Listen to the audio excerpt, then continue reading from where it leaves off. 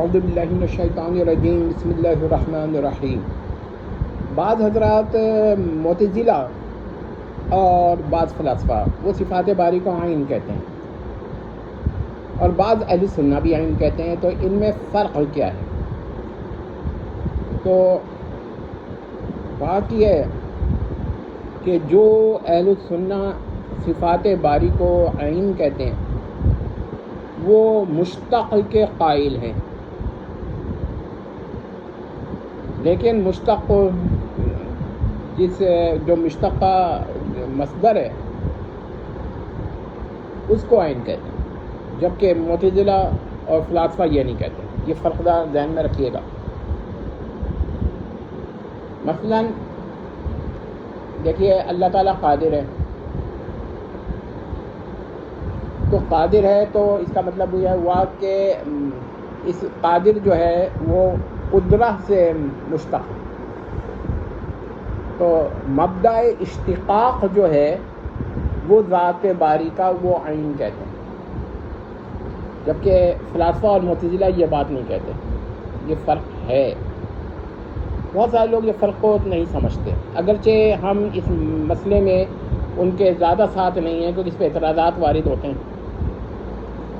دوسرا یہ ہے کہ جو معتزلہ اور فلاسفہ ہیں وہ صفات باری کو ذات پر زائد ماننے کو شرک کے قطعی سمجھتے ہیں۔ یہ سمجھ لیجئے، بہت ہی اہم بات ہے، یعنی لائن ولا غیر جب آپ کہیے گا یا زائد علی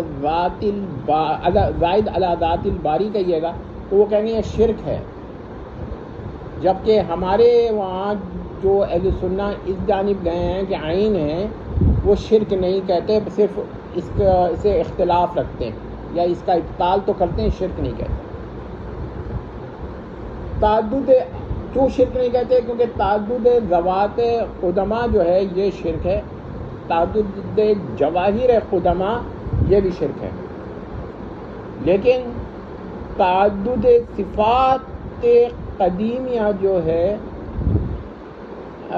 یہ شرک نہیں ہے۔ تو تعدد صفات قدیمیہ شرک نہیں ہے، لیکن تعدد ذوات قدیمیہ یہ شرک ہے۔ قدما تعدد قدما جو ہے یہ صفات کے اعتبار سے شرک نہیں ہے، ذات کے اعتبار سے، جواہر کے اعتبار سے۔ ذرا اس میں نے شاید تعدد ذوات قدما کہہ دیا، بات ہے یہ کہ ذوات قدیمیہ مراد ہے میری، اگر کسی کو ڈاؤٹ ہو تو وہ اصلاح کر لے۔ تو یہ شرک نہیں بلکہ ضروریات توحید میں سے ہے، اور لوازم توحید جو ہے وہ شرک نہیں ہوتا۔ تو یہاں پر یہ بات آپ سمجھ لیجئے کہ یہ اختلافات ہیں۔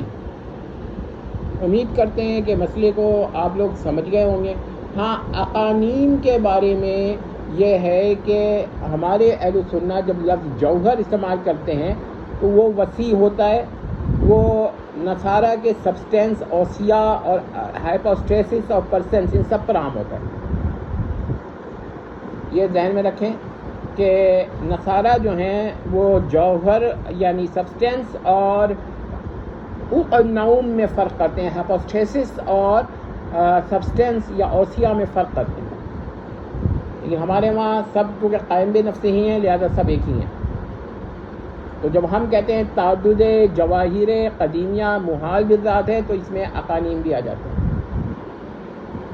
یہ پوائنٹس ہیں، کچھ باتیں نوٹ کر لیجئے، اس طرح کے اختلافات ہیں اور یہ کام آئیں گے، کیونکہ ہم اب تھوڑا سا علم الکلام کی طرف آئے ہیں تو تھوڑی سی باتیں ہم بیان کر دیتے ہیں۔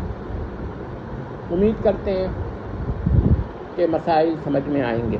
والسلام علیکم۔